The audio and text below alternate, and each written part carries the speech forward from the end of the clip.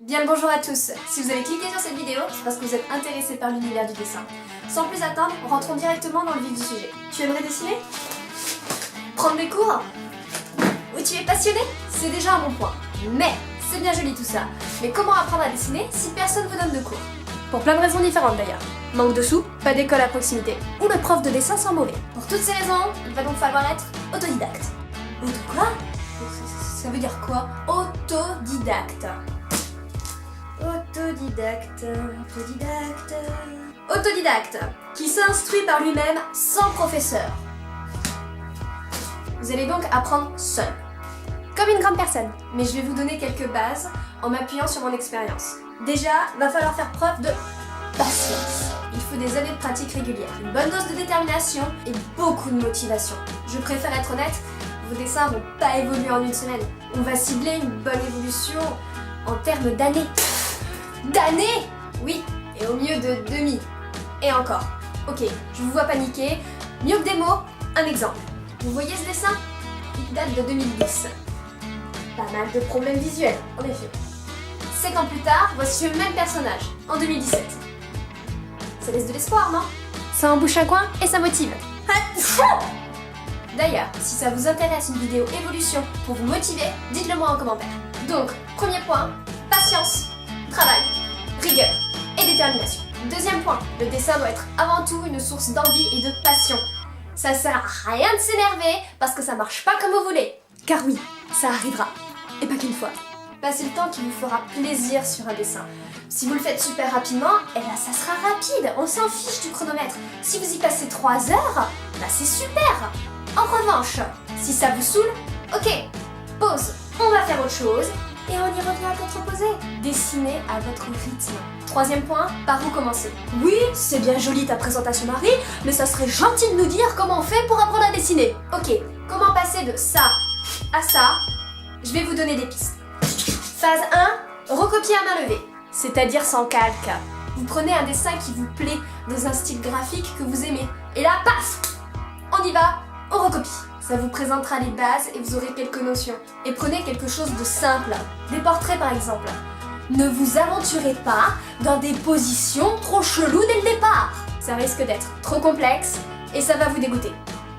Sorti de son contexte, tout ce que je viens de dire est très bizarre. Personnellement, quand j'ai commencé, je me suis inspirée de 3 BD. Oui, je suis autodidacte, la meuf se la pète. Les légendaires de Patrick Sobral. C'est une BD avec laquelle j'ai grandi et qui m'a vraiment donné envie de dessiner. Et franchement, je vous recommande cette bande dessinée parce que véritablement c'est une tuerie. Les légendaires origines, dessinées par Nadou. Je ne pas une équipe qui gagne.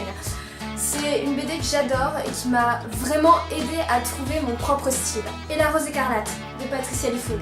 Les 3 séries que je vous ai présentées restent exactement dans le même style visuel à peu près. Après, à vous de trouver votre propre patte, hein.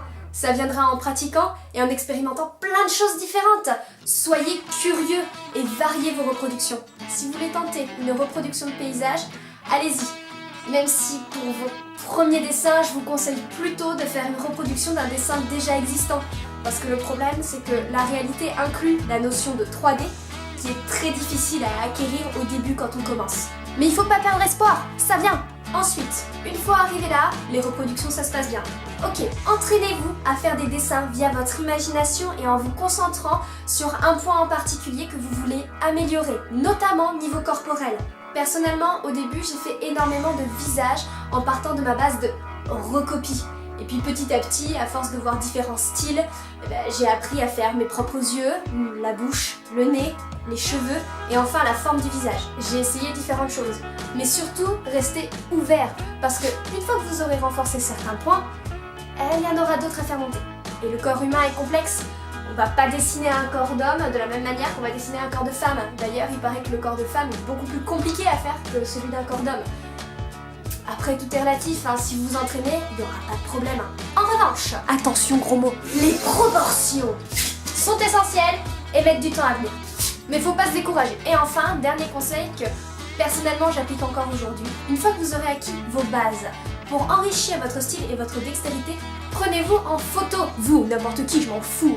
Donc prenez la photo dans une position que vous aimeriez dessiner. Grâce à ça, vous allez implanter votre style dans le dessin, tout en recopiant et surtout en apprenant les proportionnalités et les formes du corps humain. Vous pouvez le faire au début si vous le sentez bien, mais je préfère vous prévenir que de l'expérience est à prendre en compte pour pouvoir appliquer ce conseil. En résumé, de la régularité, de la motivation, de la patience, de l'inspiration, de l'imagination et de la débrouillardise. Question courante.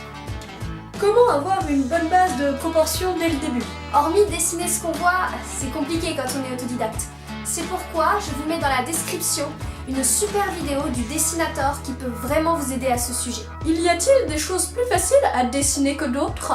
Tout dépend de ce que tu aimes à la base.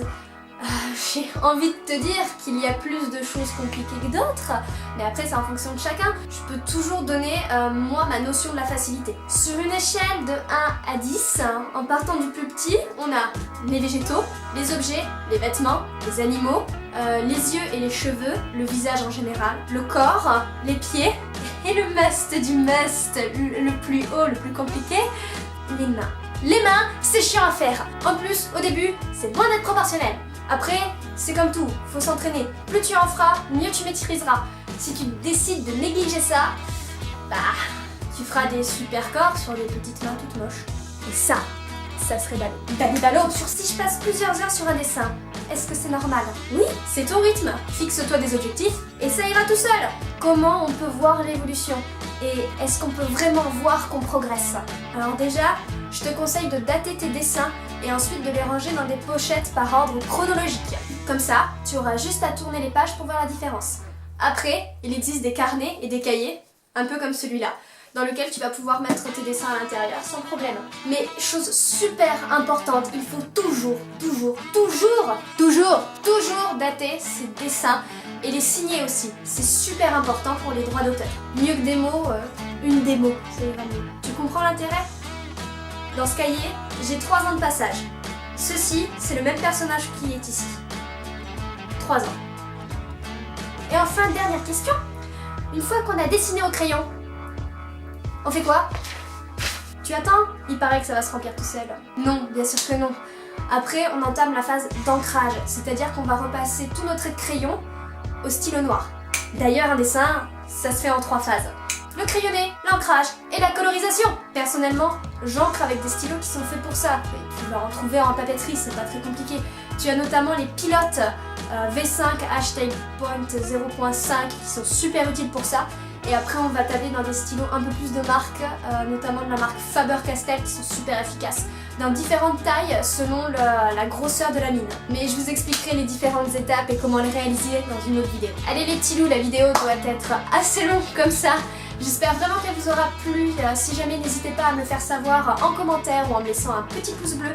N'hésitez pas aussi à partager la vidéo. J'espère sincèrement qu'elle vous aura plu et surtout qu'elle vous aura aidé dans votre recherche pour apprendre à dessiner. Si jamais vous avez des questions, je suis à votre disposition, l'espace commentaire également, je n'hésiterai pas à y répondre. Sur ce, je vous dis à la prochaine, prenez soin de vous, ciao et dessinez bien!